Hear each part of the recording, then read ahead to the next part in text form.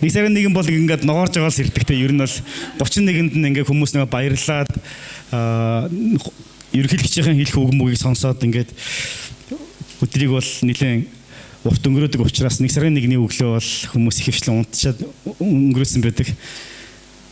Айгүй олон хүмүүс нэг сарын нэгэн болохоор амьдралдаа маш олон зүйлүүдийг шинээр төлөвлөх гэж оролддог. Шин зорилго тавих гэж оролддог. Ягаад гэвэл Грегориан тоолол нэг гээд эхэлж байгаа учраас яг үүндээ бол Библиэлд бол Библийн бүх өдрүүд Бурхны хувьд бол адилхан чухал гэдэг талаар хэлдэг. Яг бол Бурхан өөрөө өдрүүдийг бий болгосон. Бурхан өөрөө өдрүүдийг бий болгосон учраас нэг өдөр нөгөөгөөс илүү дээр, нөгөө өдөр нөгөөгөөс илүү дор гэсэн үг байхгүй. Библийн дагуу бол бүх өдрүүд Бурхны өмнө утга учиртай, үнцэнтэй Бурханаар бий болгогдсон.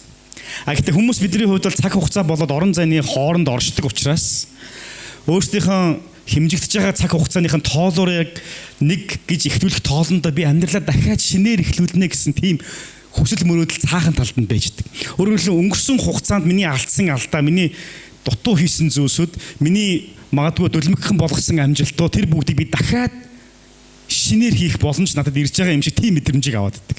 Тийм учраас нэг сарын нэг нь хөвчлэн хүмүүс яадаг вэ гэхээр шинэ гарахлаар дахиад би яаж шинэ хүн болох вэ гэдэг талаар нууцхан бодж эхэлдэг. Яг бид нар яг ингээд суугаад ширээн дээр суугаад тэгэл би одоо яг шинэ хүн болно гэдэг ингээд зориг бичдэг хүмүүс л ховрох. Гэдэг хүмүүс бас мэдээж хэрэг байгаа. Гэхдээ ихэнхдээ цаад бидний сэтгэлийн маань гүнд яадаг вэ гэхээр ямар нэгэн шинэ хуудас эхлээд шинээр бүх зүйл гоё болох гэж байгаа юм шиг тийм мэдрэмжийг бид нар аваад байдаг. 10 жил сургууль сурж байхдаа ялангуяа муу авсан дэвтэр хурдхан шиг дуусаасаа гэж бид нар боддог. Магадгүй манайхан баг гэж боддог байсан баг л их ном сурчсан болохоор тий. Миний хувьд тэгж аявих боддог байсан. Хурдан энэ дэвтэр дуусаасаа нэг урьдчилаар хэдхэн нэмгэн болчоод баригдчих гад байдаг. Хурдхан шиг дуусчих юм бол дахиад яг амьдралаа шинээр эхлэе. Шинээр сурыг. Гой дүнтэй дүн тавиулъя. Энэ дэвтэр маань дэвтэр дээрээ би ингээд гоёор бичиж эхлэе гэж. Шинэ хувцас авахлаар одоо дахиж би энэ хувцастайгаа цагаан цамцтайгаа хоол идэхгүйтэй гэж ирчүүд бэх боддог бах тий. Яг бол дандаа шүл мөлөө хоол молоо цагаан цамц руугаа өсгчих юм бол арилдаггүй учраас. Гоё юм авахлаар одоо л би энийг гоё хэрэглэндээ. Одоо л би гоё болгондоо. Шинэ ажилд орохлоор одоо л би станараа энэ ажлыг бол нэр алж өгөндөө гэж бод. Гэтэл үнэндээ хүмүүсийн амьдрал тооллоос тооллын хооронд мөрөөдлөөс мөрөөдлийн хооронд ихэвчлэн өрнөдөг болохоос яг тэглээгээд амьдрал нь өөрчлөгдөж юм уу гэхэлэр бас заримынхны хувьд тийм биш, заримынхны хувьд үгүй юм шиг. Ямар ч гэсэн нэг сайхан зүйл нь тэр хүн хуучин зүйлсээ орхиод шин зүйл рүү тэмүүлж байгаа нэг тийм мөчтөгдөр шин он ирдэг.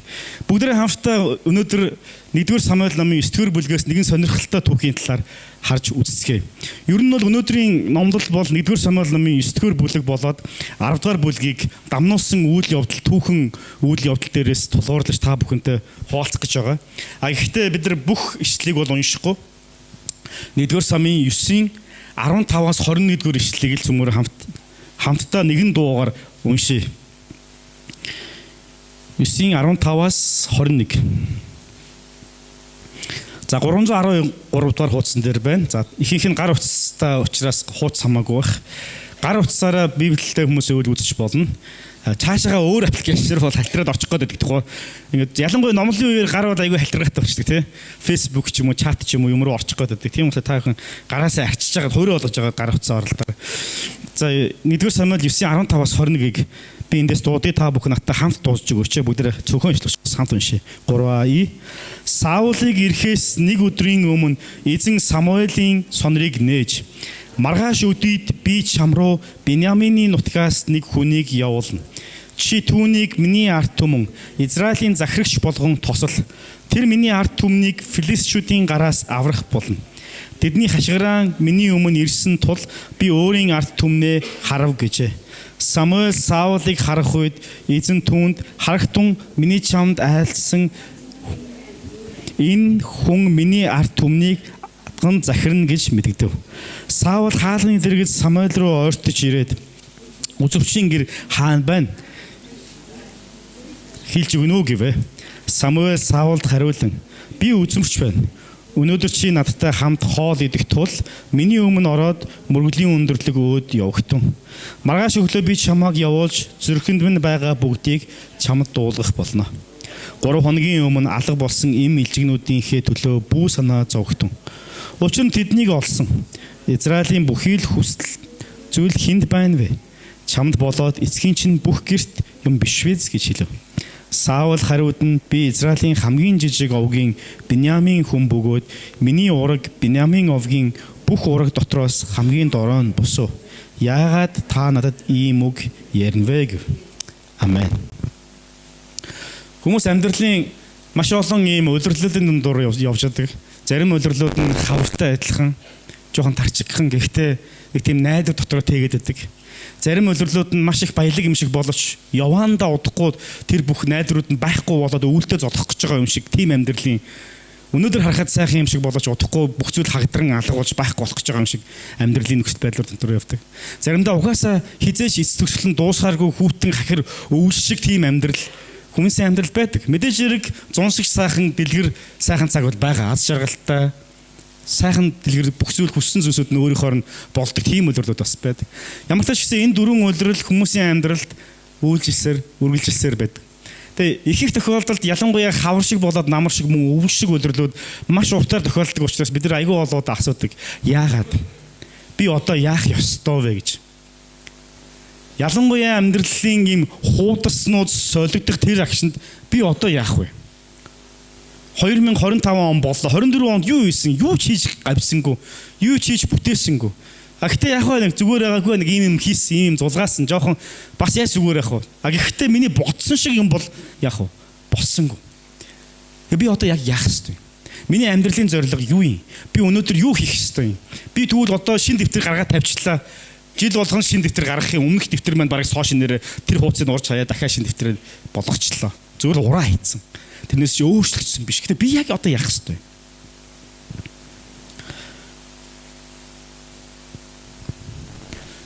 Маш олон тохиолдолд бид нар энэ асуултыг асуух үед бид нар өөртөө сануулах ёстой хэд хэдэн чухал зүйлсүүдийг мартсан байдаг. Тэр нь юу гэхээр бид юуг мартаж болохгүй. Бид бас тухайн нөхцөл байдлаас бид юу сурах ёстой вэ? Мөн гуравдугаарт нь бид юуг хийх ёстой вэ гэж. Өөрөөр хэлбэл дандаа ёстой гэдэг зүйл бас хүний амьдрал байх. Олон тохиолдолд сүүлийн үед ялангуяа энэ хувь хүний ганцаарчилсан individual гэж ярьдаг тийм ийм хувь хүн төвлөрсөн энэ ойлголтууд нь чи заавал тэгэх ёстой биш гэдэг олон тийм сургаал номлолуудыг өнөөдрийн нийгэм бидний иргэн тойронд зааж байдаг. Чи яагаад заавал тэгэх ёстой юм? Саяхан нэг номлол дээр нэг юм ирсэн. Бурхны тааллыг болоод бусдын тааллыг орох талаар манай ажил дээр нэг devotion буюу мөргөлийн цаг болоод нэгэн пастор маань ах пастор маань ирээд номлож явах үед тэр пасторны нэг номлол дээр яг ийм өгсөн. Бусдын болон Бурхны тааллыг эрэлхийлэх хэрэгтэй. Тэр айгүй тийм критик буюу надад тийм юу санагдаж байгаа тухайд. Яагаад? За Бурхны тааллыг олно гэдэг бол би ойлгож байна. Окей, болж байна те. За яагаад гэвэл Бурхан чинь бүр бүрийн supreme дээд эрх мэдлэлтэй мундаг. За одоо бидний хэлэхээр одоо юу гэх юм те хамгийн мундаг. Тийм учраас тэр мундаг Бурхны тааллыг олох нь окей болж байна. Гэхдээ бусдын тааллыг гүч одоо ч нөгөө чи хинт таалахтай албатай биш гэж номлодог тийм иргэн үе бидтэй. Яагаад бусдын тааллыг олох нь тийм чухал юм? Яг тэр хүн агшинд миний бодол дотор номлож явах үед нэг тийм бодол орж ирсэн. Тэгээд тэр бодол дотор маань Бурхан надтай юу гэж ярьсан мэхлээр яагаад гэвэл энэ дэлхийн ертөнц айгүй олон байх ёстой зүйлийг байж болно байхгүй ч байж бас болно гэдэг энэ үзэл баримтлалаар үндсэн суурь ойлголтыг нь маш их өөрчилж байгаа учраас сүүлдээ яадаг вэ гэхээр бусдын тааллыг олох албатай биш. Би өөрөөрөө л байж болно. Намайг байгаагаар нь хайрлуул хайрл чадахгүй бол өөр хүнийг хайрл. Би бол өөрчлөгдөхгүй. Би бол байгаагаараа л байна. Би өөрийгөө өөрчлөмөөргүй байна. Би иймэрэл төрсөн иймэрэл магадгүй дуусна. Магадгүй хизээ нэгэн цагт би өөрчлөгдөж болох юм. Гэхдээ тэр үед магадгүй та нар намайг хайрлуул хайрл. Тэрнээс ч би өөрийнхөө л байна гэдэг ийм үзэл суртал өнөөгийн нийгэмд ялангуяа энэ нэг ийм даяарчлагдсан. Тэгээд нэг ийм бүх зүйл нөгөө хуучинсаг бус болж байгаа үзэл баримтлал дотор бол яадаг вэ гэхээр чи өөрийнхөө л бай. Хинт ч таалагдах албатай биш гэсэн ийм номдол ихэвчлэн явж эхэлдэг. Гэтэл Библиэл дээр яах чаргагүй хэд хэдэн тохиолдолд энэ үүдийг хэлсэн байдаг. Үйлс номон дээр бүр ингэж хэлсэн. Анхан үеийн дагалдагч нар ариун сүнс буюу Пентекостийн баяр болох үед ариун сүнс эдгээр дээр бууж ирэхэд тэд ариун сүнсний бэлгийг аваад харь хөлөө дээр хоорондоо ярьж эхэлдэг. Харь хэлээр хоорондоо өглөө эрт ярьж байгааг сонссон хүмүүс юу гэдэг вэ гэхээр энэ сохтуу байна эднэр. Хинч ойлгохгүй хэлээр хоорондоо яриад штеп. Тэр үед нь Петр буюу бидний өнгөрсөн 7 хоног сурсан нөгөө нэг баахан алдаж явж байгаа гинт босч ирээд ойлгоод бурхны ямар их нэгүсэл өөртөө хамт байсан бэ гэдгийг ойлгоод амаа нэгээд тэнд байсан хэдэн мянган хүмүүст номлоход тэндээс 3,000 хүн Библиэлд анх удаа тийм олон хүн Христэд нэгэн зэрэг тэр өдөр итгэсэн ийм үйл явдал болдог. Үүний дараа яасан гэж тэр 3,000 хүн чинь нэмэгдэл байсан. Яагаад нэмэгдсэн бэ гэдэг тодорхойлолтын дээр нь ямар үг байдаг вэ гэхээр ийм үг байдаг. Тэд бурхны болон бусдын хайр хүндэтгэлийг олсоор байлаа. Бурхан аврагдагчдын тоог өдрөөс өдөрт нэмэгдүүлж байв гэсэн үг. Юу гэсэн үг вэ? Тэгэхээр чинь бурхны тааллыг олох мөн бас бусдын өмнө тэр тааллыг олох зүйл чинь Библийн биднэрт ярьдаг зүйл биш юм гэж юу? Гэтэл яагаад өнөөгийн нийгэм та нар бусдад таалдах гэж битгий хичээ? Зүгээр л өөрийнхоороо бай, юу дуртайгаа хий, дураараа юу зөв гэж бодсноо л хий, тэ чиний хувьд зөв чинь чиний хувьд зөв, тэр зөв чинь энэ хүний хувьд буруу байж болно. Тэглээгээ заавал тийм байх албатай биш гэж. Тэгээд үгүй тийм биш гэхлээр чи айгүй хуучинсэг юм ярьж байгаа. Наад хуучинсэг зүйл чинь одоо ингээд тэ 19-р зуунд 20-р зуунд бол үлдсэн. Өнөөдөр бол 21-р зуун. Би яг өөрийнхөө амьдрах хэрэгтэй. Би юу хиймээр вэ? Дураараа л хий. Чи яагаад чин нэг нь таалдах хэрэгтэй юм? Тийм учраас дураараа амьдрах хэрэгтэй гэх мэтчлээ. Гэтэл Библиэлд биднэрт байх ёстой хит хитэн чухал зүйлсүүдийг л байнга биднэрт дурдчихдаг. Байх ёстой. Өөрөөр хэлбэл байж болно үгүй ч болно биш. Байх ёстой. Ялангуяа Эхлэл номын 3 дугаар бүлэг дээр анх хүн төрлөختөн буюу Адам, Ева хоёр хүн төрлөختний төлөөлөл болсон тэр хоёр дээр Адгийн хоёрын сүнс могооны дүр төрхөөр хурж ирээд төднийг өргөхдөхтаа яг ийм байдлаар хэлдэг. Гэхдээ яг ч бас тэгсэн юм уу дөө үгүй ч юм уу? Эцсэн ч болно, идэхгүй ч байсан болно шүү дээ. Ер нь бол нөө жимсийг. Яг үнэндээ бол чи идчих юм бол бурхантай адилхан болох гоолагаа болохоос цаадах чинь чамааг ингээд баг хуураад ингэсэн баггүй. Тэрнээс чи хийж болно. Дураараа. Чи юу идмээр вэ? Юу идмээр байгаагаа бүгдийг ид. Юу хиймээр байгаагаа бүгдийг хий. Юу хүсэж байгаагаа бүгдийг гүйцэлдүүл. Яхаараа чи заавал хэн нэгний тааллыг олж амьдрах ёстой. Дураараа амьдр, ганц унтах амьдрал. Гэх мэтчлэн номлолууд ар араасаа явж эхэлж. Залин нөлөөс анхны хүн Адам Ева хоёрыг залилсан зал шүү дээ. Яг ингэсэн ч болно, ингэхгүй ч байсан болно шүү дээ. Яг үдэ ингээл тэгэл зохицуулаад аль нөхцөл байдалд нь зохицуулаад атайхан шиг сэргэлэн л амьдарчаач тээ. Заавал юмыг хар цагаан гэх шаардлага байгаа мó гэдэг. Гэтэл Библиэлд маш тодорхой хэлдэг. Зөв бол зөв, буруу бол буруу. Дундын зүйл гэж байх уу? Байхгүй. Библиэлд эрлэн л тодорхойлолтыг гаргаж өгдөггүй байна. Тийм учраас бидний амьдралд заавалшгүй мартахгүй байх ёстой. Бас зайлшгүй сурах ёстой. Бас зайлшгүй хийх ёстой зүйлсүүд гэж байдаг. Энэ дараалалаар явна. Өөрөөр хэлэх юм бол шууд хийдэггүй. Эхлээд бид нар мэдэх ёстой, санах ёстой, мартахгүй байх ёстой зүйл байгаа. Тэгээ бидний суралцах ёстой зүйлс байдаг. Мөн бас хийх ёстой зүйл гэж байдаг. Энэ 1-р Самуэль ном бол их сонирхолтой ном. Нэгэн маад багшилж ирсэн нэг багш хүн хэлэхдээ ингэж хэлсэн. Энэ 1-р Самуэль номын хэрвээ нэрийг нь өөрчлөх болгох юм бол би энд хөшгөний ард гэдэг нэр өгмөр өнө гэж хэлсэн. Хөшгөний ард. Өөрөөр хэлэх юм бол энэ 1-р Самуэль номон дээр шууд Бурхны гар орж ирээд айгүй олон зүйлсд хийсэн түүхүүд гардаг. Бас тэгхгүйгээр айгүй олон зүйлс болоод байгаа түүхүүд бол гардаг. Ялангуяа хөшгөний ард талаас тайзан дээр үйл явдал болж байгаа ч гэсэн тэр тайзны ард байгаа хөшгөний ард байгаа найруулагч огт харагдахгүйгээр огт мэддэхгүйгээр хэрхэн яаж тэнцээ болж байгаа үйл явдлуудыг хооронд нь уялдаа холбоог нь тохируулж яг цаг минут секундын дагуу хооронд нь тохируулан ажиллаж байгаа вэ гэдгийг бид нэр хөндлөнгөөс түүхийг уншиж байгаа хүмүүсийн хувьд маш тодорхой харагдах боломжтой. Мэдээж хэрэг тухайн түүхийн үед байсан хүмүүсийн хувьд бол юу болоод байгаа юм бүүм тийм л нөхцөл байдлууд бол бий болдог. Яг л тэгэхээр 1-р Самуэль номын 4-р бүлгээс харах юм бол 4-р бүлэг дээр Израилийн ард түмэн нэг ийм гамшигтай бол нүүр тулдаг байна. Энэ ямар гамшиг вэ гэхээр Филист гэдэг үндэстэнтэй тулалдах хэрэгтэй болдог.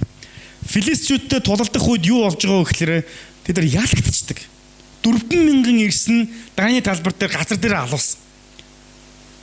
Ялагдаад нөгөөдөл чи яаж байгаа вэ гэхээр асар их уугах шүү болдог. Бид нар дайнд ялагчлаа. Дайнд ялагдана гэдэг бол ямар ч уус их орон тэр бата хэрүүлд их нартайгаа муудалцж байгаад ялагдахлаар айгүй онцгүй мэдрэмжтэй байгаад гэж тэ та бүхэн мэдгэлээ л гэдэг.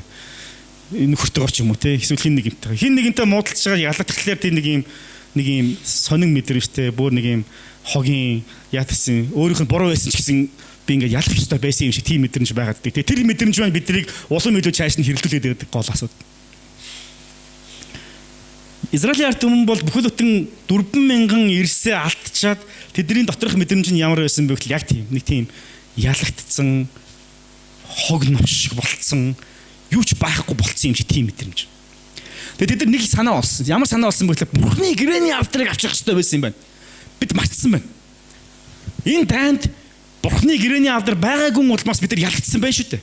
Тийм учраас одоо Бурхны гэрээний авдрыг авчруулъя гэд 4-р бүлэг дээр яадаг вэ гэхээр Илигийн хоёр хүүгүнтэй хамт хоёр хүүгүн одоо бидний нөгөө мэдж байгаагаар санаж байгаагаар тэр хоёр хүүгүн жоохон бүтэхгүй хоёр нөхөр шүү дээ тийм ээ. Сүмийн эд хөрөнгийг өөртөө хувьдаа завшдаг, сүмд ирсэн охид эмэгтэйчүүдийг өөртөө ашигладаг. Ер нь жоохон бүтлмуутай.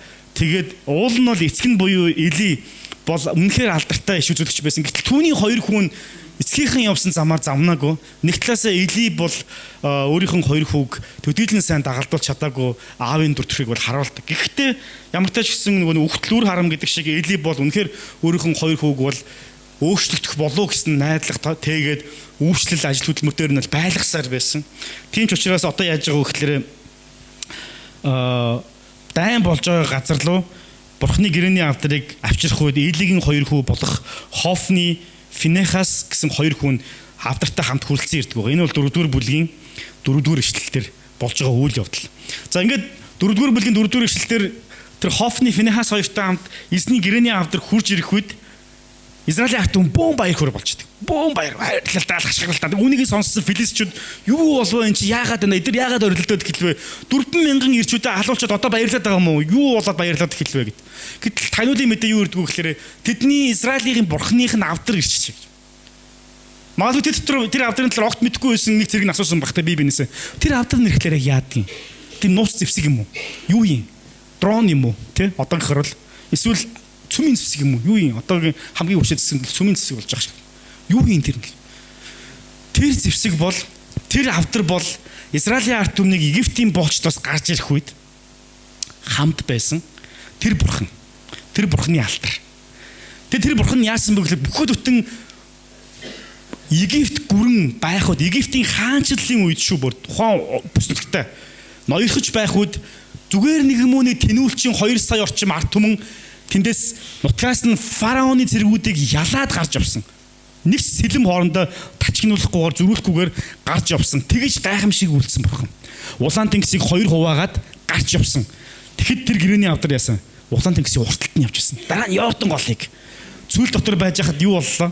Өдөр нь галан багна, өдөр нь үүлэн багна гаргаж ирж бүхэл бүтэн цөлийн тэр халуун нарнаас эднийг хамгаалаад шүн нь галан багна гаргаж ирээд цөлийн тэр хүүтнээс тэднийг хамгаалж ирсэн. Тийм бурхан байхгүй. Дараа нь яасан? Дараа нь та бүхний мэдж байгаагаар нөгөө хотыг 7 удаа тойрдог те. Гэх мэтчлэн маш олон гайхамшгуудыг цүлд тэнүүлчин байсан өөрийн гэсэн удирдлагын бүтэц олтой бүтэц байхгүй, олтой хууль дүрмж байхгүй, дүнгэж ард түмэн болж хэлбэрч байгаа тэр тэнүүлчин 2 сая хүмүүсийг өдөртөн чиглүүлээд өнөөдөр энэ газарт Израиль гэдэг үндэстэн болгохоор бий болсон тэр авдар.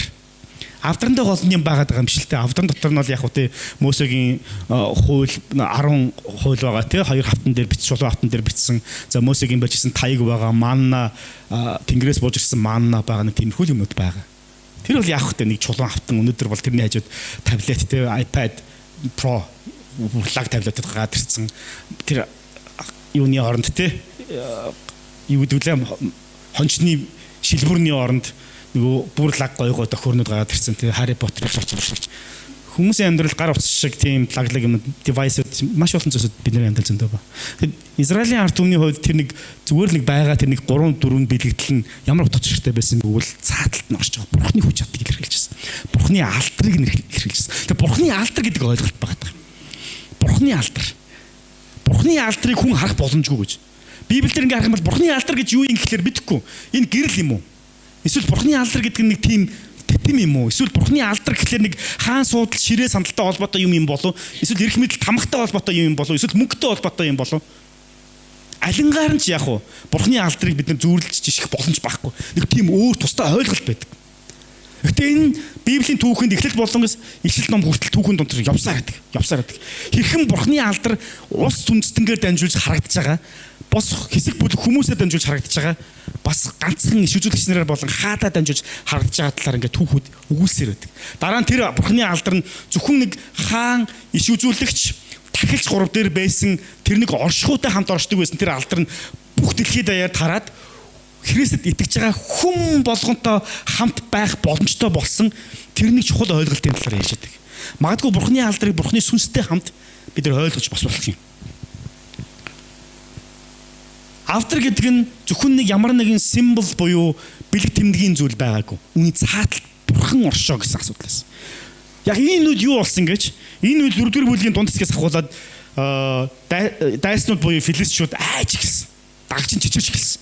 Юу болж байна? Яаж байна? Одоо бид нар чинь тэгвэл яаж тулалдах юм болж байна гэж. Тэгээ тэр үед нь филистчүүдийн ноён тэднийг юу гэж уриалсан бэ гэхээр битгий. Тэ? Одоо бол өнгөрсөн. Нэгэн дай эхэлсэн. Тийм учраас бид нар одоо зоригтойгоор тулалдах ёстой. Тэгээд тулалдсан чи юу болдог гэж 10 дугаар эшлэлээр Израилаас 30,000 явган цэрэг хөсөр унсан аимшигтай том ялагдал болдог. Бидний амьдралд ч гэсэн заримдаа ийм ялагдлууд зөндөө болдог шүү дээ. Овооны гайгүй нэг юмтай болоод нэг амьдрал маань нэг төвшөнд гарч ирээл, харилцаа маань нэг төвшөнд гарч ирээл баахгүй 4,000 зэрэг хаалуулж байгаа юм шиг бат цохилтонд ортог. Дампуурдаг. Хийжсэн харилцаа байгуулж исэн харилцаа маань ундаг. Эсвэл манай гэр бүлийн маань харилцаа, эсвэл миний ажлын харилцаа, эсвэл манай өөр юу гэдэг юм, миний бизнесийн харилцаа маш олон зүйл миний бүр дотоод хүн маань ч гэсэн яг тийм зөрчилтэй 4,000 хүн зэрэг алуулж байгаа юм шиг, тийм хохирол авчиж байгаа юм шиг нөхцөл байдалтай бид ордог шүү дээ. Бараг заримдаа бид өдөр болгон шахав ордог зарим жил. Олон тохиолдолд. Тэгээ бид нар яадаг вүлээ? Цуглаандаа явж эхэлнэ шүү дээ, тий. Магтан дугаа дуулж эхэлдэг. Айгүй олон зүйлсээ хийч эхэлнэ эхнээс нь. За яах ёстой байлаа. Библи унших ёстой. Библиэ эргүүлээд. Хаанаас нэглэхөө мэдэхгүй ямарс нэг сарын нэгэн болж байгаа юм чи эхлэл нэгээс эхлэе гэл. За ямарсан өвшөө яах вэ? Цуглаанд явах ёстой. Цуглаандаа явна. Яаж явах вэ гэдэггүй ямарсан цуглаан одоо хэдэн цагаас хийж байгаа юм бол да 11 хуучин 11-ээс хийдэг байсан хийдэг болоо хөвөрөө байгаа юм болоо хэдэн жилийн өмнө те. Ашиггүй нөгөө цуглаан чи ядаж цагийн хөвөрөө байгаа юм байна. Яваад очт. Айгүй олон зүйлийг бид нар бусаач өөрсдөө гэж оролдож байгаа. Нөгөө 4,000-ийн хохирлыг нөхөхийн тулд. Магадгүй бурхан яагаад чи бөөмө 5,000 зэрэг надад өгч юм бөлөө те нөгөө 5 хүн хэрвээ санаж байгаа бол цүлт хүчнөө мянган нэг арга яснуудыг бурхан өөрхийн иш үзүүлэгчээр дамжуулаад босгож ирээд зэрэг болгодог те. Тэрэн шиг Изекелийн иш үзүүлэлт шиг тийм юм болох юм бөлөө яаж мэдлээ. Гинтийн ямар нэгэн гайхамшигэр миний амьдралд амар гоё зүйл тохиолдоод тэгэл би айгүй гоё хүн болоод тэгээ би айгүй гоё хүн болонгуудаа яах вэ гэхээр тэгэл өстой яг тийм тэнгэрлэг амьдралаар би амьдрандаа гэж. Яг л нөгөө нэг эсний гэрээний автар хиний Элигийн хоёр хүү Хофны болон Финехастай хамт хурж ирээд тэд нар ингээд би одоо ялалт байгуулчлаа гэж хий хоосон мөрөөдчихсэн тайгадлах. Гэтэл дайн дахиад ирдэг. Дахиад тулалддаг. Харин энэ удаа бол хохирол нь урдныхаас илүү яах вэ? Их байсан. 40,000. 30,000. Тэгээ бүр зогсохгүйгээр нөхцөл байдал яаж байгаа гэхээр улам хүндэрдэг.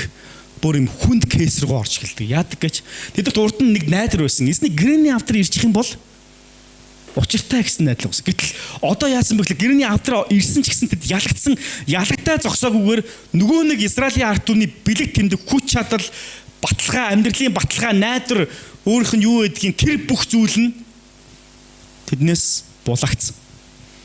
Филистчүүд эзний гэрээний авдрыг Израилийн ард түмнээс хулгаалагч огтой дайнд ялаад булаагаад авчихсан. Бүх найдвар нь тэр үед яг уу Израилийн ард түмний найдвар нь тасарч алга болдог. Зүгээр эзний гэрээний авдар алга болгоч төдөөгүйгээр нөгөө Элигийн хоёр хүү бол Хофны Финехас хоёр хүүхдэл яадаг. Дайны талбар дээр алуулдаг. Гэрээний авдраа алддаг, иш үзүүлэгчээ алддаг. яг хөө цааталт нь ядаж аав нь байгаа юм да гэж бодсон чинь тэр мэдээ Израильд очих үед тэр мэдээг сонсоод иш үзүүлэгч Эли яадаг вүлээ. Савж унаад тархиараа газар унаад хүзүгөө хуглаад газар дээр нас орж өгдөг. Энэ үеийг хүртэл Израилийн ард түмэнд хаан байгаагүй. Ганцхан иш үзүүлэгч нар яадаг байсан бэхлээрээ шүүгчд гэж нэрлэгдэж тэд Израилийн ард түмнийг өдөрдөн манлайлдаг байсан. Тэр үед иш үзүүлэгч нарыг үзмэрчд гэж нэрлэдэг байсан талаар Библиэлд бас хэлсэн байдаг. Тийм учраас үзмэрч гэдэг үг ашиглагдаж байгаа. Гэхдээ дараа нь иш үзүүлэгч гэж нэрлэдэг болсон. Иш үзүүлэгч нь үхсэн. 2 хүн үхсэн. Гэрээний авдар нь алга болсон. Израилийн ард түмнээс 34 мянган ирчүүд дайны талбар дээр тэр өдрүүдийн туршид алуулсан. Ямар найдлага тэдэнд үлдсэн бэ? Та амьдралын ямар үйлдэлээр явж байгаа вэ? Таны амьдрал 2024 онд Израилийн ард түмэн эзний гэрээний авдраа алдсан шиг араараасаа цохилтууд оож ирсэн үү? Хэрв тийм бол цөмөр хамтдаа 9-10 дахь бүлэг дээр дахиад анхаарлаа хандуулцгаая. 9-10 дахь бүлэг дээр Бурхан биднэрт зааж байгаа нэг чухал 3 зүйлийг хэлсэн байдаг. Чухал 3 зүйлс. Нэгдүгээрт нь Бурханы төлөвлөгөө ерөнхийдөө биднийхээс өөр байдаг гэж. Нэгдүгээр нь Бурханы төлөвлөгөө ерөнхийдөө биднийхээс өөр байдаг. Бид нэг юм боддог. Жил болгон бид төлөвлөгөө гаргадаг. Жил болгон бид нэг юмд хүрэхийг хүсдэг. Тэрний суур шалтгаан буюу гааж ирж байгаа мотивац нь юу вэ гэвэл нэг өөртөө нэг юмтай болмоор байгаа. Нэг тийм өөрөө нэг юмд хүрчмээр байна. Нэг тийм би чадсан шүү гэдгээ баталчмаар байгаа. Нэг тийм би хүч чадалтай шүү гэдгээ харуулмаар байгаа.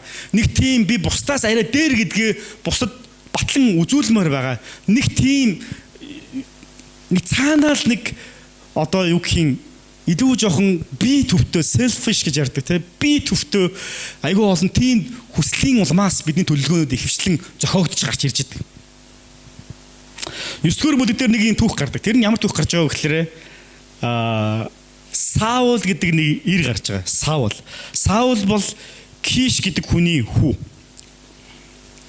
Киш гэдэг хүн яасан бэ гэхээр өөрийнх нь им мэлжгнүүдээ нэг юм одоо азар гадуу гэдэг шиг те нэг хэсэг бүлэг им мэлжгнүүдээ алдчихдаг. Тэгээ алдаад яасан бэ гэхээр өөрийнх нь хүүг дуудаа чи нэг зарцаа аваад адуундаа яваад ирдэ те алга болчихлоо надад хайччихв гэд илжгнүүд болохоор явуулдаг. Тэгээ илжгээ болохоор Саул явдаг байгаа. Саул зарцтай хамт явдаг. Тэр олдоггүй. Энэ түүхийг сонирхолтой түүх.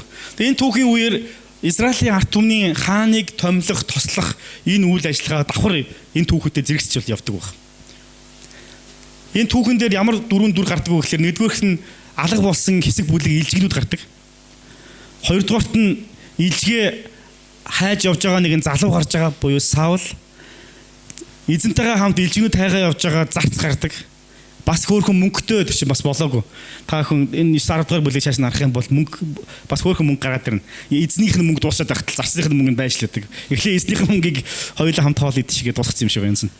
Тэгээд бас нэг хүн гарч байгаа нь тэр болохоор Самуэль буюу эзний Бурхны хүн гэж. Иш үзүүлэгч, үзмэрч гэж нэрлэдэг байгаа. Иш үзүүлэгч хүн. Энэ дөрвөн түүх бол хүний талуудын оролцоотой нэгэн сонирхолтой түүх болдог. Гэтэ энэ түүхийн гол зорилго нь бол алга болсон илжгнүүдийг хэрхэн олох вэ гэдэг зорилго ерөөсөө биш. Энэ түүх хэдийгээр энэ түүхнийг илжих хэсэг бүсэг илжгнүүд алга болоод тэрийг тойрсон түүх болоод байгаа боловч түүхийн үндсэн зорилго санаа бол ердөөсөө ч илжих биш. Яг уу түүх бол илжих тойрол яваад байна л та. Илжиг нэг нь илжгээ хайгаал нөгөөх нь илжгээ хайж байгаа эзэнтэй туслаад нөгөөх нь алга болоод болсон илжиг нөгөөх нь илжгийг олж өгч байгаа иш үзүүлэгч. Яг л нэг илжиг тойроод байгаа юм. Гэхдээ яг үнэндээ бол энэ бол илжигний асуудал юу ч биш байсан. Ердөөсөө ч биш. Заримдаа бидний амьдрал тийм болдог. Илжгээ алга болгочдөг. Тийм биз? Амьдралд маань аягүй олон асуудал гарч эхэлдэг. Харилцааны асуудлууд, мөнгө санхүүгийн асуудлууд, эрүүл мэндийн асуудлууд, гэр бүлийн асуудлууд, ажил төрлийн асуудлууд, бизнесийн асуудлууд. Тэр бодох миний дотоод өөрийн мөн зөрчил.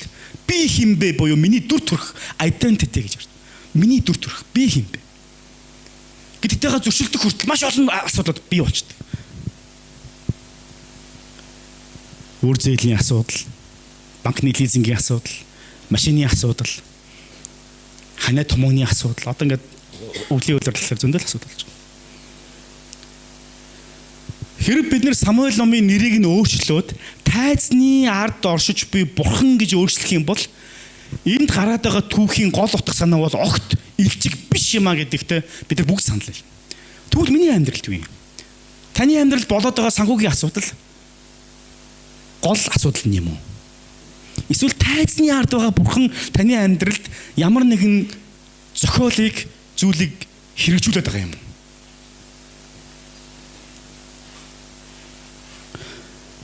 Бурхан тайзны ард энэ дөрвөн дүрийн цааг талт нь өөрийнхөө тэнгэрлэг төлөвлөгөөгөө биелүүлж байгааг бид хөндлөнгөөс уншиж байгаа бидний хувьд маш тодорхой байна. Нөхцөл байдал дээр байгаа хүний хувьд энэ нь тодорхой болоогүй. Тодорхой бол байгаагүй. Зүгээр л яг уу илжиг алга болсон. Илжиг хайсан. Нэг илжиг нь яг уу өвс хөөгөөл ус хөөгөөл ингээл явсан. Эсвэл мэдхгүй салхи гараад туугдаа салхитагаа явцдаг бүү мэд. Ямар нэгэн байдлаар алга болсон. Энд болж байгаа түүхэн зүгээр нэг болсон явдал. Эсвэл нэг тохиолдсон зүйл юусе биш. Яг энэ талаар Bryce Morgan гэдэг нэртэй теологч хүн ингэж хэлсэн мэт. Саулийн түүхэн зүгээр л нэг болсон явдал эсвэл тохиолдол бус.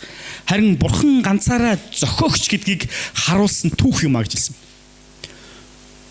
Олон тохиолдолд бид нар Библийн номуудыг уншихдаа, уран зохиолын ном ч юм уу янз янзын зүйлийг уншихдаа зүгээр л дотор нь хит их орчихлоо.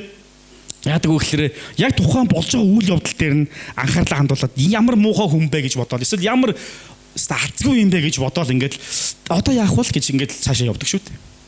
Гэтэл бид нар Библийг бүхэлд нь харах юм бол ямар нүдний шилээр харах вэ гэвэл бурхан бол түүхийг бүхэлд нь хянж байгаа зохиогч юм а гэдгийг харах юм бол энэнгээр дамжуулаад бурхан юу хийх гэж байгаа юм болоо гэдэг асуултыг бид асууна бие өөрөөсөө. Библиэс асууна. Бурхан ямар төлөвлөгөөгөөр илжгийг алга болгосон бэ? Бурхан ямар төлөвлөгөөгөөр Саулыг тийш нь явуулсан бэ? Бурхан бас ямар төлөвлөгөөтэй Самуэлийг тэр орон нутгаар нь явуулсан бэ? Хэрэв бид нар түрүүний уншсан хэсгүүдээс харах юм бол бүр тийм байдаг. Саул иш үзүүлэгч Самуэлийг хайж явж явах үедээ тухайн нутгийн одоо хотын тосхны хүмүүс асуудаг. Энийг иш үзүүлэгч бэлдсэн байгаа гэж сонслоо. Би яаж уулзах вэ гэсэн чинь тэнд байгаа одоо үдийн зоогоо барина. Чи тэр үед л уулзахгүй бол дахиж баг амьдралын туршид уулзах боломжгүй гэж. Яагаад гэж тэр үед хаан байгаагүй. Хаан байгаагүй учраас энэ иш үзүүлэгч хүн гэдэг чинь хаантай яг адилхан. Библийн удирдлагын арга барилыг shared буюу ийм хувааж, ийм хуваарлсан ийм удирдлагын эрх мэдэл гэсэн ойлголтоор бол ярьдаг. Израилийн ард түмний эрх мэдэл зөвхөн нэг хүнд төвлөрдөггүй байсан. Хэсэг бүлэг хүмүүс төлөвлөдөг байсан. Тэрэнд 3 албан тушаал буюу офис хамаар гэдэг. Нэг нь хаан, нөгөөх нь иш үзүүлэгч, нөгөөх нь тахилч гэсэн. Хаан бол улс төрийн засаглалын хувьд, эрх мэдлийн хувьд ард түмний удирддаг бол иш үзүүлэгч хүн бурхнаас ирсэн үгийг хүн төрлөختнөөр дамжуулах зорилгоор ашиглагддаг байхад харин 3 дахь нь буюу тахилч бол хүн төрлөختнөөс бурхан руу хандсан чиглэл дээр нь ажилладаг байсан. Харин хаан бол тэр дунд ажилладаг тийм. Удирдлагын эрх мэдэл дандаа юм хуваарлагдсан удирдлагын зохион байгуулалтаар ажилладаг байсан. Гэтэл яг энэ үед хэн байсан бэ гэвэл хаан байгаагүй. Зөвхөн иш үзүүлэгч хүн энэ ч яг удирдч манлайлж байдаг. Тэр утгаараа Самуэльтай уулзна гэдэг бол энэ л ховрын бараа. Боломжгүй. Би амьдралдаа хизээч аль нэг ерөнхийлөгчтэй уулзч үзэж байгаагүй. Тийм ч амархан уулздаггүй юм шиг байлээ. Миний хувьд бол ховрын бараа. Яг үнтэй адилхан. Ганц л боломж түнд олдож байгаа. Тэр нь тэр хотод очиод яг тэр хоолны үеэр очиж уулзах байсан. Гэтэ энэ тийм тохиолдлын зүйл байсан юм уу бас? Сонирхолтой. Бас л сонирхолтой зүйл энэ ч гарч байгаа. Энд болсон үйл явдал ерөөсөө санаандгүй гинт тохиолдсон. Зүгээр л нэг шуурган дунд бий болцсон. Ялангуяа дайравны онлоор ярьдаг те. Нэг тэгж ингэж тэгсэж байгаа нөхцөл байдал бүрдүүлэн гутлаа их тесрэлт буюу Big Bang болоод тэгээд тэндээс маш олон гариг хэсүүд бий болоод тэндээс дэлхий гэдэг бол хамгийн боломжтой орон зайд нарнаас ойрхон холын хувьд хамгийн боломжтой орон зайд байгаа. Тинчээ тохиолдлоор яагаад чи тохиолдлоор ус бий болоод уснаас хүчил төрөгч бий болоод тэгэл нэг системтэн, хоёр системтэн, тэгэл нэг нутагтан, хоёр нутагтан гэд ингээд сүүлдээ хүн бий болсон гэж ингэж ярьдаг. Эволюцийн онолоор юмыг тайлбарлаж оролдох юм бол уучлаарай. Энэ бол дэндүү гинэн тайлбар. Библийн буюу бүтээлийн онолоор юу гэж ярьдаг вэ? Бүтээлийн онолоор бол Бурхан зорилгын дагуу альва зүйлсүүдийг бий болгодог. Тэгээд зорилгын дагуу тэднийхэн хоорондын уялдаа холбоог хангаж ажилуулж идэг гэж хэлдэг. Гэхдээ бид нар чинь нөгөө нэг ийм соёлтой хүмүүс. Бид нар ямар соёлтой хүмүүс вэ гэхээр пост коммунист соёлтой хүмүүс. Монголчуудын хувьд. Пост коммунист соёлтой хүмүүсийн хувьд ямар байдаг вэ гэхээр нөгөө хуучин нөгөө социалист нийгмээс маань бид нар заагаад өгсөн зарим нэг тэр ялангуяа энэ биологийн хичээлтэй холбоотой энэ дэлхийн ертөнцийн үүсэлтэй холбоотой тэр нэг зүйлийг салж өгдөггүй. Тэгээ энийг юу гэж хэлдэг вэ гэхээр синкретизм буюу холин утга үзэл гэж ярьдаг. Хэдийгээр христч болсон ч гэсэн нөгөө хуучин сурсан, хуучин өөрийнх нь школонд арилахгүй байгаа учраас тэрэн дээр нэмээд юм наачхлаар яадаг вэ гэхээр нөгөө нэг усаалтсан таазыг ингээд наацлаас замаасаа ямар ч нэмэр өгдөггүй шүү дээ. Дахиад шаарлаад ингээд гараад ирээд. Яг тэрнтэй адилхан цаанаас нь яг нөгөө нэг үнэр нь гарч ирээд байдаг. Тэгэл Христ итгэлт амьдралаар амьдарч байгаа ч гэсэн цаанаа л нэг тийм үнэртэй. Тэр үнэр нь юу гэхээр нэг л тийм сонин эволюцийн онол яваад байгаа юм шиг тий. Нэг тийм тохиолдлоор юм болоод байгаа юм шиг. Тийм учраас би бинтээ яг л за яста юу дгүүлээ нэг good luck гэл тий. За амжилт за яг азтаач байх болтгоо шиг ярьдаг л дээ. Гэтэ нэг good luck гэдэг нэг сүүл хүмүүс чинь англи, орс ингээл монгол хэлж ярих дээр хийж ярьдаг те. Би тийм аз хүсэж байдаг. Тийм амжилт.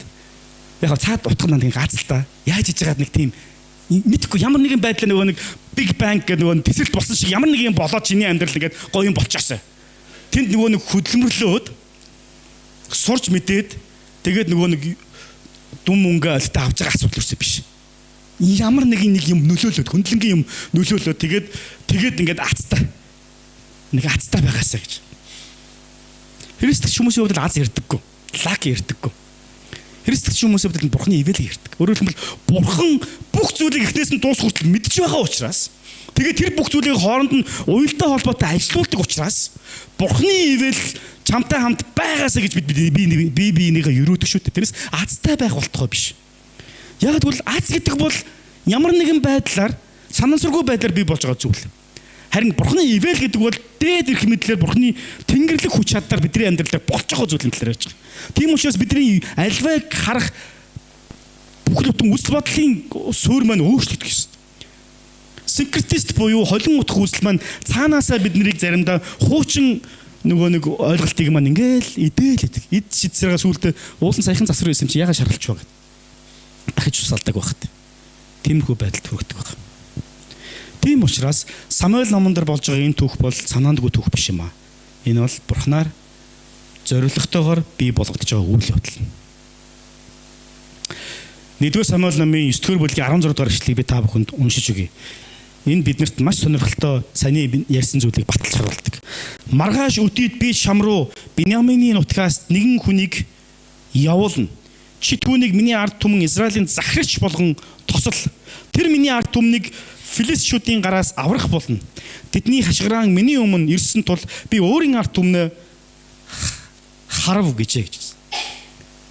24 цагийн өмнө Бурхан ишүүлэгч Самуэльд хандаад маргааш өдийд би чам руу Биньямин овгийн нэг хүн явуулна гэж хэлдэг. Гэтэл Биньямин овгийн нөгөө хүн буюу Саул юу гэж бодоо явж байгаа гэхээр гэстэй азгүй юм илжгээ алдаа явчлаа гэж. Юусус азтай азгүйг асуудал юусэн биш. Энэ л Бурхан зориудаар тэнд үйл явдлуудыг бий болгож байгаа асуудал. Тийм гэдгийг бид нар сая харлаа шүү дээ. Маргааш өдийд би чам руу очруулна. Хаана? Нөгөө нэг уулзж байгаа хот байгаа шүү дээ. Яаж явж байгаад илжгээ алдаад явж байгаад. Өөрөөр хэлбэл хэрвээ Самуэлих илжгээ алдаагүй байсан бол Саулих илжгээ алдаагүй байсан бол Саул тийшээ явахгүй гэсэн. Илжгээ алдсан учраас явсан. Илжгээ алдаад тэр хотод хайж явж байхдаа иш үзүүлэгчтэй дайралтдаг. Иш үзүүлэгчтэй дайралтаа яаж дайралдаг гэж иш үзүүлэгч буюу Самуэль тэнцээ ирцэн байгаа талаар дуу сонсдог, мэддэг. Тэр хэн хэлдэг вэ? Гэвэл нөгөө нэг мөнгөлөг зарцсан хэлдэг. Тэгээд мань хүн яадаг вэ гэхээр өө хамаг хөрөнгө мөнгө зараа дууссан хоолундны ч мөнгө байхгүй болсон. Одоо чи үтээр баг ижиг хайгаа явсан биш. Сүүлдээ манай гэрийнхэн илжигэндээ биш чи үтээр санаа зовж ин одоо буцаа харидаа гэж хэл. Тэгэхэд зарцсан юу гэж хэлдэг вэ? Үгүй байж байгаа. Тэнд бурхны хүн ирсэн байгаа. Хоёулаа тэр хүнээс асуугаад үгүй мэдчих магадгүй гэж. Хэрэг зарц байгаагүй байсан бол яг уу мань хүн буцчихл байсан баг. Эсвэл магадгүй өөр зарц байсан бол буцхал. Тэгээд мань хүн гоо би эзний хүндээ чинь бид нар хоосоо очиж болохгүй. Библиэлд бурхны сүмд та нар хоосон ирж болохгүй. Заавал өргөл танд үг гэж хуучин гэрээнд хэлсэн байдаг. Тийм учраас яаж юм гэхээр гоо би эзний хүн дээр очихдоо би хоосон очиж болохгүй шүү дээ. Гэтэл бидэрт идэх талч байхгүй юм чи яах юм бэ гэж. Уг надад нэг хитэн мөнгөн зоос үлдсэн байгаа. Тэрнээс өгч. Тэр зарц яваагүй байсан бол тэр мөнгөн зас хаана байх вэ? Тэр мөнгө байгаагүй байсан бол магадгүй Саул Самуэль руу очихгүй байх. Хоосон очихгүй гэдээ очихгүй байсан. Тэгээд тэр хоёр хоорондоо уулздаг. Хүмүүсийн амьдралд болж байгаа жижиг детайлууд заримдаа бид нар хүсгүй байгаа тэр зүйлсүүд бүгд хоорондоо зурагдаад зураг болох үедээ яг л пазл буюу эвлүүлдэг зургуудыг хооронд нь эвлүүлж байгаа юм шиг бүтэн том зураг болж утга учир нь тайлбарладаг. Гэхдээ зарим зүйлсийн утга учирыг бид нар хизээж бүхлээр нь томоор нь харах боломж байдаггүй.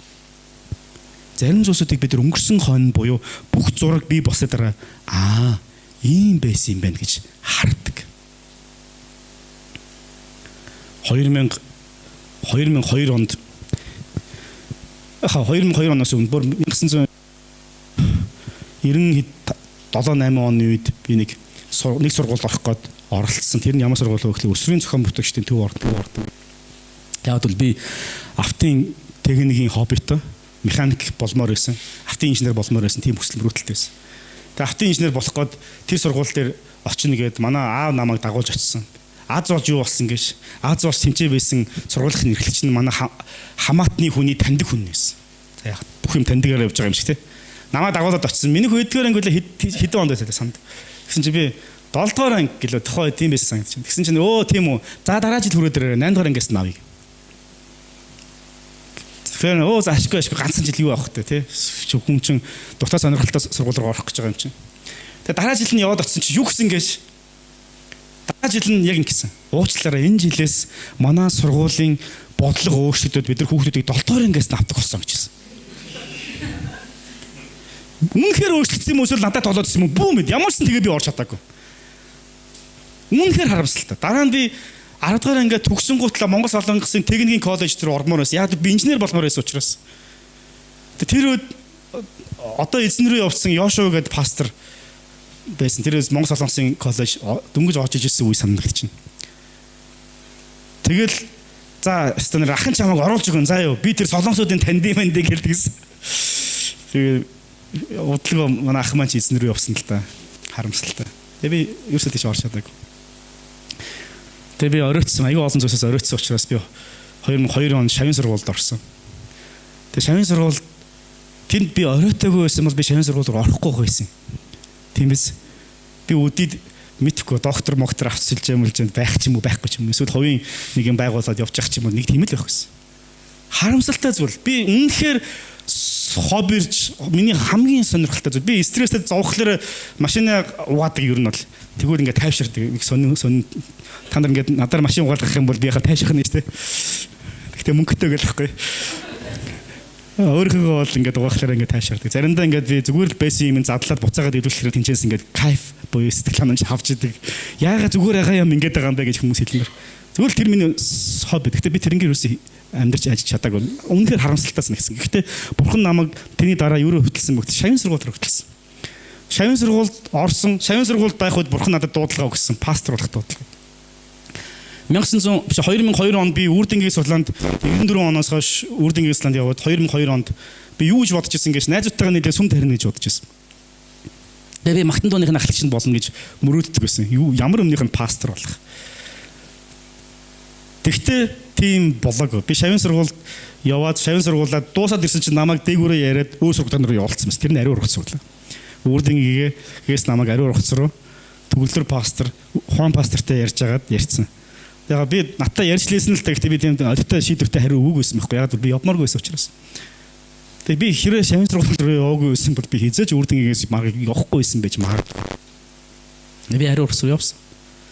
Ариун ургац руу яваад хэдхэн жилийн дараа төгөө остор за би одоо амарлаа энэ судлаа ши хариуцаар гэж хэлэх үед нь би балт гэдэг тэнгэр нургаад орох шиг мэдэн шүрсэн. Магадгүй тэхээс нааш би сүм чуулганыг удирдах тийм боломж надад гарахгүй байсан. Айгүй олон тохиолдлууд баг. 2015 онд би 14 онд теологийн өргөссөн сургалтын төвд координатор байж байгаа. Тэндээсээ за би одоо ингээд ер нь жоохон цулаан руу анхаарай гэдэг ажилласаа гарсан. Тэгээ гарсныхын дараа би ингээд санхүүгийн үед айгүй бүр хэцүү болоод ямар сонирм тэнэг шийдвэр гаргах ч вэ гэж бодоод нэг жилийн дараа яасан мэхлээр Сингапур руу сургуульд явах боломж гарч ирсэн. Айгүй олон боломжийг алдж байгаа юм шиг боловч бурхан дараагийнх нь үүдэр алдыг нээж өгсөн. Тэгээ би Сингапурт 3 жил сурсны дараа хурж ирээд айгүй олон зүйлээр харамссан. Юу харамссан гэж? Үеийнхэн маань ямарсан ч хол явцсан юм дэ гэж харамссан. Өөрөөр хэлбэл тэд нар аль хэдийн өөрийн гэсэн орон байртай, өөрийн гэсэн унаа машинтай, өөрийн гэсэн ажлын байртай, карьертэй надад энэ үеийнхэн дундаа багтаж шингэх цай ерөөсөө үлдээгүй юм шиг тийм мэдрэмжийг би тухайн үед авч ирсэн. Тэгэхээр бурхан надад өнөөдрийн ажиллаж байгаа ажил хөтөлбөрийн маань тэр үед өгсөн. Чуулганы маань үйлчлэлийг магадгүй тийм учраас ариун ургац чуулган, Бетани ургац чуулган, Бетани тусгай чуулган хоёр хоорондоо тэр үед нэгдэж чадсан бас олон зүйлс болсон. Ингээ харахад бидний амьдралд бидний хүсэхгүй байгаа айгүй олон зүйл болдог. Ингээхээр яаж вэ? Бурханы хүсэл ихэнхдээ биднийхээс ондоо байх. Ихэнхдээ бид нар нэг өөр юм хүссэн. За би нэг ихний топик дээр сэдв дээр амар удаан явсан учраас шууд хоёр руу шилжиж. Хоёрдугаарт нь Бурханы төлөвлөгөө биднийхээс мэргэн байдаг. Мэргэн. Бид нар боддог Адар нэмхэнд бэ тэнцүү тэд гэж боддог. Би маргааш яваад тийм хийгээд тийм ашиг болоод нөгөөдөр би тэр хотод очиод ийм наймаа гээд ингэж ашиг болоод тэрний дараагийн жил танд ингэж ашиг болно гэж та нар бодож байна уу? Бод. Та нар боддог боловч бурхан яг уу ажиллаа хийдэг юм а гэж Библиэлд маш тодорхой хэлсэн. 15 дахь эшлэлийн сүмрээ хасъя. Хараа 9:15. Саулыг ирэхээс нэг өдрийн өмнө эзэн Самуэлийн сонрыг нээжээ гэж хэлсэн. Саулыг ирэхээс нэг өдрийн өмнө. Олон удаа бид нар юу ч ярьдаг вэ гэхээр Бурханы хүсэл ямар гайхалтай юм бэ? Миний хүсэл бас ямар гоё юм бэ гэж боддог. Тэгээ бид нар ингээд хоёуланг нь хооронд жинэлж эхэлдэг. Жинлээ яадаг вэ гэхээр аль нь илүү надад ашигтай байна гэдгийг харж байгаа бид нар тэрийгээ сонгох гэдэг. Бурханы хүсэлтэй бурхан минь та надад хүслээ илэрхийлээш надад хэлж өгөөш гэж асуудаг. Тэгээ сонссныхын дараа за ихтэй би жоохон бодно те. Тэрнгээр нь би явахгүй гэдэг би бодно. Тэгээ би өөрөө шийдвэр гаргана. Байж байгаа бурхан минь те. Та ихтэй зүгээр юу хийж байгаа надад хэлчих. Ихтэй надад мэдэгдчих. Тэгээ би шийдвэр гаргая. Танихаар явах уу эсвэл би өөрийнхөө явах уу гэдгийг би өөрөө шийдэе. Яг чинь нөгөө ашиглал харж байгаа ш цаанаага. Гэтэл Библиэлд ярьж байгаа бурханы хүсэл бол биднийхээс хавьгүй өөрөөс гадна хавьгүй яг ухаалаг мэрэгэн хамаагүй дээр гэж бол хэлсэн байна. Бурханы төлөвлөгөө бидний одоогийн нөхцөл байдлаас ямагт өмнө оршдог. Бид нар нөхцөл байдал дотор яадаг вэ гэхээр ихэвчлэн бид нар одоо за нөхцөл байдал ийм болчлоо одоо би яах вэ гэж шийдвэр гаргадаг байхад бурханы төлөвлөгөө бол бидний дандаа урд явж чаддаг. Proactive гэж ярьдаг. Өөрчлөлч ийм зүйл болж магадгүй гэж бид нар төсөөлөхдөө 3 сарын ч юм уу жилийн төлөвлөгөө гаргадаг бол бурхных бидний төрхөөс ахуулаад үхэх тэр хоорондох төлөвлөгөө бол бурхны дэлхийн ихтлээс хаваа төгсөх төлөвлөгөөний дотор нь байгаа зүгээр нэг л цэг гэд бодоод үзэлтэй.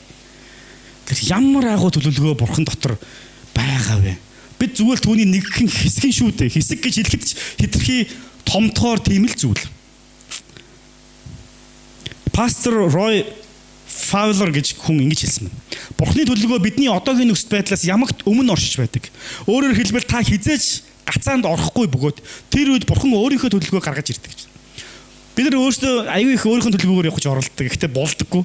Тэгээ бид нар гацдаг. Гэхдээ бурхны төлөвлөгөө болохоор гацхгүй гахны чи яваалдаг. Явчлаадаг. Тэгээ тэр үед бид нар харж эхэлдэг. Бурхан ийм төлөвлөгөөтэй байсан байна.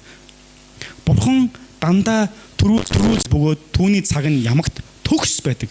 Өөрөөр хэлбэл бурхан хоцордоггүй гэсэн үг. Хоцордоггүй. Би аль хэдийн нэг үеийнхнээс хоцорчлоо доо. Надад энэ одоо зах зээл дээр те ямар ч гიშгэх хүд олдсонгүү дэ гэж бодох үед бурхан хэрэг хүссэн бол тэнд яг зөв цаг нь таны амьдралд бий болсон байдаг. Бурхан бүх зүйлсийг мэдж төлөвлөсөн байдаг гэдгийн баталгаа нь дараах 3 ишлэлээр харагдана. 10 дугаар бүлгийн 2 дугаар ишлэл цөмөр харцгаая. 10 дугаар бүлгийн 2 дугаар ишлэл. Энд чинь ингэж хэлсэн. Чи өнөөдөр надаас салж явахдаа Беньямины хилийн Зилзад буй Рахелийн булчны дэргэд 2 хүнийг олж уулзна. Тэд чамд чиний хайхаар явсан эм мэлжигнүүдийг олсон билээ. Харагтун эцэг чинь эм мэлжигнүүдийн асуудлыг орхиод би хүүгээ яах вэ гэсээр та нарын араас санаа зовж байна гэж хэлэх болно гэж. Энэ болдгоогүй болдог. Цааш нь унших юм бол. Дараа нь 3 дугаар 3-аас 4 дугаар ишлэлээр чи тэдний цааш дамжин явж Таборын царс мод руу очоод тэнд Бетел дэх бурхан өөд явж буй 3 хүнийг олж харна. Нэг нь 3 ишиг, нөгөө нь 3 дугуй талах, 3 дахь нь 1 тулам усан үзмийн дарс аваад явж байгаа. Тэд чиний амар мэндийг асууж чамд 2 талах өгнө. Үүнийг нь чи тэдний гараас авах ёстой. Дараа нь Филистийн харуулын анги байрладаг бурхны товцогт чи хурж очино. Чамайг тэнд хотод ирмэгц түрүүнд босоо ятах хингэрэг бишхүүр ятах хөгжмөнтэй мөргөлийн өндөрлөгөөс бууж байгаа хэсэг иш үзүүлэгч чамтай уулзнаа. Тэд иш үзүүлцгээх болно гэж. Өөрөөр хэлэх юм бол тэдний амьдралд юу болох гэж байгаа талаар энэ саяны 3 тэмдгийг бол харуулдаг баг. Нэгдүгээрх нь юу байлаа? Илжигнүүд олох болно, олсон битгий санаа зөвшөөрөл нь, 2 дугаарх нь талах үг нь, 3 дугаарх нь иш үзүүлэгч нартай дайралт иш үзүүлнэ гэж л. Тэгээ энэ зүйл нь 10 дугаар бүлгийн цаашаагийн явахлаараа би болтгоо. Бурхан бүх зүйлсийг мэдж байгаа. Айгүй олон тохиолдолд та өөрийнхөө амьдралд би ганцаараа байгаа юм шиг бодож байгаа. Ялангуяа хүн хэцүү үед. Надаас өөр миний амьдралыг ойлгох юм байх вэ? Төрүүлсэн эцэг их маань ч ойлгож чадахгүй штэ гэж бодож байгаа. Төрүүлсэн эцэг их маань байтугай хажууд байгаа хань маань ч ойлгож чадахгүй юм. Заримдаа би өөрийгөө ойлгож чадахгүй юм чи яаж хажуудлыг хүн ойлгох вэ? Тийм үстэй. Гэтэл бурхан бүх зүйлийг мэдж байгаа. Бүх зүйлийг төлөвлөгөөтэй ажилуулдаг. Яагаад? Өөрийнх нь төлөвлөгөөг биелүүлэхийн тулд. Бурханы зохиолыг биелүүлэхийн тулд. Бурхан бүтэн зургийг харж байгаа учраас, биднээс илүү ухаантай учраас бид Бурханд найдана гэдэг нь ухаалаг алхам болж эхэлдэг. Манай хүү бол эрэгтэй хүүхэд учраас надтай байнга барьцж байгаа. Та маань намлалаар миний амьдралыг баг ингээд кино үзэж байгаа юм шиг хардаг л болслоо хта тий. Нөө хүү чи яасан, охин чи яасан гэдэг бараг асуухаар л болж байгаа. Хүү маань тийм. Хизээж охтууд маань надтай өршөлдөж байгаагүй. Гэхдээ хүү маань надтай өршөлддөг.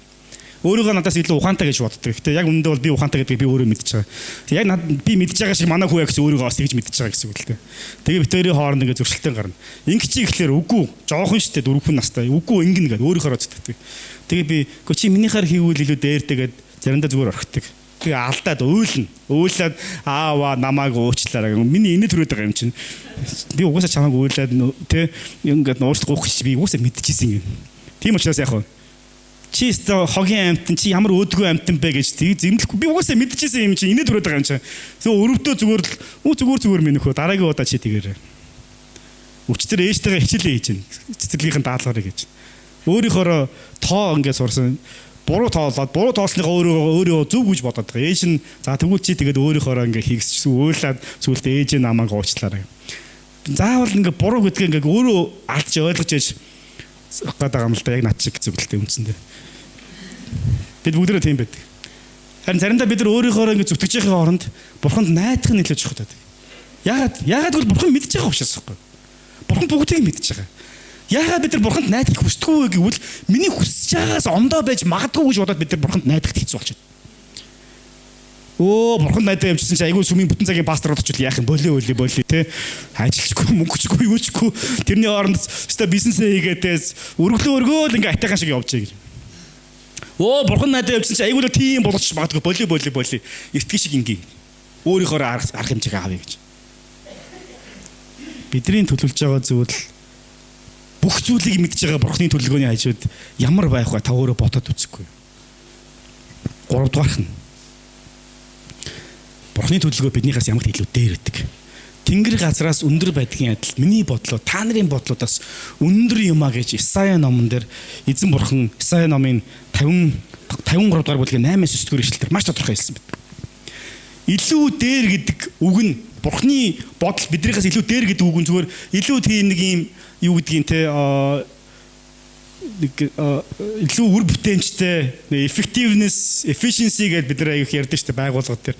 Илүү $1 яаж би $10 ажил хийх үү? Тэгвэл нэг аягүй тийм effective болгоод efficiency өндөртэй буюу үр бүтээмж өндөртэй болоод бурхных яг бүтээмж илүү өндөртэй бурхны арга замаар их юм бол илүү хурдхан шиг товчлно гэж та бодож байгаа бол үгүй. Тийм биш. Хэрэг тэхвэсэн бол бурхан яах байсан бэ? Зүгээр л илжийг алга болгохгүй ч байна л тийм ээ. Тэхвэсэн бол бурхан зүгээр л илжийг алга болгохгүй тэр Киш хүний гэрт байлгачлаа. Заавал үлсүүд нь барин тэр Саулыг тэр юм руу явуулах шаардлага байхгүй. Явуулсан ч зүгээр пат гэл сүнс дотор нүдэн анаал нэгдэх хооронд тийш аваач бас болно. Эсвэл илжигнүүд нь өөрөө нэг баламын илжиг шиг тэ хүний хэлээр яриад гүгөөд ирсэн эзэн минь намайг уучлаарай би тэнэг байж та нараас төөрөө явсан чи үхэх шахлаа гэд өрөө хөрөөдөж болж байна. Өө ямар гайхалтай илжиг. Бурхан надад хэлсэн юм аа. Өө тийм үү. Бурханы хүн хэлсэн. Хин Илия би юу лээ? Самуэль. Самуэль хана. Самуэль нь би энэ ч байна. Чамайг би хаан болгоно. Айгүй амархан штэ. Нөгөө effective efficiency гэж ярьж байгаа буюу илүү үр бүтээмжтэй гэх юм бол баг ингэж л хамаагүй дээр болчиход. Мөнгө чимэн, цаг хугацаа чимэн Израилийн ард түмэн гэсэн филистичүүдээр угаасаа дайны тулаантай байгаа учраас асуудлыг хурдан шийдэмээр шүү дээ. Тийм байгаагүй. Бидний бодож шиг бурхны агт зам $1 $10 ашиг хийх гэж байгаа юм шиг тийм эффектив байдлын талаар ярьдаггүй. Өөр зүйлийн талаар ярьдаг. Илүү үр бүтээлтэй, бүтээмжтэй гэдгээс илүү давсан зүйлийг бурхан бидэрт ярьдаг. Бурхны төлөвлөгөө нь зөвхөн амжилт болон алдартай болох бус харин очих ёстой газар руугаа чиглэх нь гэдэг. Очих ёстой газар. Автобус одоо юу гэм баян уушны баруунсланаас халдвартын тойрог хүртэл уулзар хүртэл явах ёстой бол тэр чинь чиглэл нь тийм үү? Очих ёстой газар. Ингээд дэмий тэнээд ингээд хойшоо долоон буудлууд гээд ингээд эсвэл бүр хан уул руу явчих юм бол тэр очихгүй. Ямар ч effective efficiency буюу үр бүтээмж юу ямар ч гоё юмнууд ярьсан бэ? Тэр зүгээр л явах ёстой газараар явахгүй байна. Явах ёстой газар руугаа чиглэх нь нэг буудлаас нөгөөгийн буудлыг очих ёстой дараагийн буудлал руугаа яваад магадгүй тэр нь баруун тишээ юм уу зүүн тишээ ингээд тойроо явжсэн ч гэсэн яг явах ёстой замаараа яваад очих ёстой газараа очихыг хэлж байгаа. Бурхны мэрэгэн ухаан бидрийг очих ёстой газар руу маань чиглүүлдэг. Тэрнээс илүү амжилт, илүү мөнгө, илүү нэр хүнд, илүү тав тух, илүү амьдралын ийм баталгаатай байдалтай тийм зүйлийн талаар ярьдаг. Илүү маш хурдцтайгаар би докторийн зэргийг яаж авах вэ? Тэгэн гутал ерөнхийдөө нэг 5 жилээр авдаг бол би бурхны мэрэгэн ухааныг 2 жилийн дотор авч болох юм байна. Бурхан ийм мэрэгэн ухааныг өгдөг биш. Бурхан зөв зам дээр байх ёстой газар дээр байлгадаг тийм мэрэгэн ухаан байдаг. Энэ бол бурхны төлөвлөгөө. Бурхны төлөвлөгөө нь түүний авралын том төлөвлөгөөтэй байнга яадаг гэхээр уйлждаг. Тийм учраас теологийн үднээс бурхны хүслийг төлөвлөгөөг юу гэж ярьдаг гэхээр авралын түүх гэж ярьж байдаг. Авралын түүх. Авралын түүх гэдэг нь юу гэж бурхан дэлхийн ертөнцийг бий болгохоос ахуулаад хожим бүх хүн төлөвлөгтөн бурхны өмнө очиод шүүгдээд өөрийн үйлчлсэн хэрэгээрээ шүүгдээд итгэсэн итгэлээрээ зөвтгөгдөж бурхны хаанчлалд буюу бидний хуучин ярьж зарчснаар диважинд орох хүртлэх тэр нэг түүхийг бүхэлдэн ярьж байгаа тэр түүхийг авралын түүх гэж ярьж байгаа. Бурхны хүсэл тэмүүлэл биднийг юутай холбодог гэж бурхны авралын түүхтэй холбож байдаг. Авралын түүхтэй. 9:16 дахь эшлэгийг би та бүхэнд дахиж уншиж өгье. 9:16. Түрүүн уншсан л та би дахиад уншия. Маргааш өдөрт би чам руу Беньямины нутгаас нэг хүнийг явуулна. Чи түүнийг миний ард түмэн Израилийн захирагч болгон тосол. Тэр миний ард түмнийг Филистичүүдийн гараас аврах болно. Тэдний хашгираа миний өмнө ирсэн тул би өөрийн ард түмнээ харав гэж хэлжээ. Юутай адилхан сонсогдож байна. Египтээс гарсан номн дээр Мосед бурхан хурж ирээд миний ард түмний хашгираа миний чихэнд хүрсэн тул чи миний өмнөөс явж энэ ард түмнийг Египтийн боссоос чөлөөл гэж хэлсэнтэй адилхан байгааз. Маш олон тохиолдолд бурхны ийм онцгой дуудлагууд чиглүүлгүүд юутай холбогддог вэ гэхээр бурхны авралтай холбогддог. Бурхны чөлөөлөлттэй холбогддог. Бурхны сайн сайхантай холбогддог. Бурхны ерөөлттэй холбогддог. Тийм учраас Матай номын 6 дугаар бүлгийн 33 дугаар эшлэлээр юуны өмнө бурхны хаанчлал болоод зүвт байдал ихэд дараа нь хайгаад байгаа илжиг чи өгчнөө гэж хэлдэг байна. Энэ бүхэн нэмэгдээд явна. Гэтэл их тохиолдолд яадаг вөхлөр илжгээ эхлээд олоодох яа бурхан тий. Дараа нь таны наад дуудлага модлого чи ярья. Наад дуудлага чи яах вэ? Тэгж нэг өдөр болноо тий. Би явж ин пэйжин сууж ин гэдэг шиг болноо нэг өдөр болно. Та тэгдэггүй мөнхийн бурхан хүний үйлчлэл гэдэг чинь өгчдөггүй ороодохгүй гэдэг айгүй мэрэгэн юм ярьж эхэлнэ. Гэтэ эхлээд би энэ урд байгаа илжгийнхээ асуудлыг шийдээд гэх юм. Бурхны үг гэхээр наад илжгийг чинь би энэ зорилгын төлөө би болгож чаддаг болохоос илжиг олохын тулд чамааг юу гэдгийг энэ асуудлыг чинь өгөөгүй шүү дээ хэлээд байд. Илжгээ хайгаа явж байгаа хүмүүс байна уу энэ дотор? Юуны өмнө бурхны хаанчл болсон түүний зөвхт байдлыг илжигний асуудлыг чинь бурхан шийдсэн. Төрөний иш үзүүлэгч нь юу хэллээ? Илжигнүүд олцоо. Битгий санаа зоваагч. 2025 он эхэлж байна. Та бүхэн 24 онд алга болсон олон илжигнүүдийн араас явах гэж байгаа. Айгүй олон илжиг хайхаар өөрийнхөө амьдралыг төлөвлөсөн байгаа. Библиэлд хэлэхдээ Бурхны бодол биднийхээс илүү өндрөө гэж хэлсэн. Бид нар өнөөдөр айгүй олон зүйлийг бүхэл том зургаар нь харах гэж хичээдэг. Харамсалтай бид нар харж чаддаггүй энэ бол үнэн бодит үнэн. Гэт цаг нь болоход Бурхан зарим зүйлсүүдийн том зургийг бидэнд харуулдаг. Бас бүгдийн ч бас биш. Үүнд бид нар юу хэрэгтэй гэж итгэл хэрэгтэй. Бурханд найдлах хэрэгтэй. Олон зүйлийг та бүхэн төлөвлөж байгаа 25 онд. Бурханы найдлах байхгүйгээр энэ төлөвлөгөө нь яах вэ? Харанхууд бүдчээл нэг юм олчихгоо л явж байгаа та яг адилхан. Тэрний оронд харж байгаа Бурханы гараас бариад дагаа явах нь илүү чухал. Илүү дээр. Амжилт гэдэг бол Библийн амжилт гэдэг бол илүү их мөнгө, илүү том байр, илүү том машин, илүү том байр суурь биш. Харин яг байх ёстой газар дээр зогсох, явах ёстой газар руу явахыг хэлдэг. Энэ Бурханы үн цэнээр хэмжигдэж байдаг. Бурхан үн цэнийг мөнхөд өөрийнхөө авралын түүхэндх үн цэнээр хэмждэг бол харин бид өөрсдийнхөө үн цэнийг юугаар хэмждэг вэ гэхээр нүдэнд харагдаж байгаа зүйлээр хэмждэг. Гарт баригдаж байгаа диплом, дансанд байгаа мөнгө, гарт байгаа тамгаар хэмжиж байгаа. Бурхны хэмжигдэх, миний хэмжигдэх хоёр хоорондоо ямар нэгэн газар ингээд кросслоод хоорондоо ингээд давхцчих юм бол ямар гоё юм бэ гэж. Тэгээд бинго гэсэн ойлголт бол байхгүй. Бурхны ивэлийн дагуу, Бурхны төлөвлөгөөний дагуу бүх зүйл болдог. Магдалины багийнхны би урдмаар байна.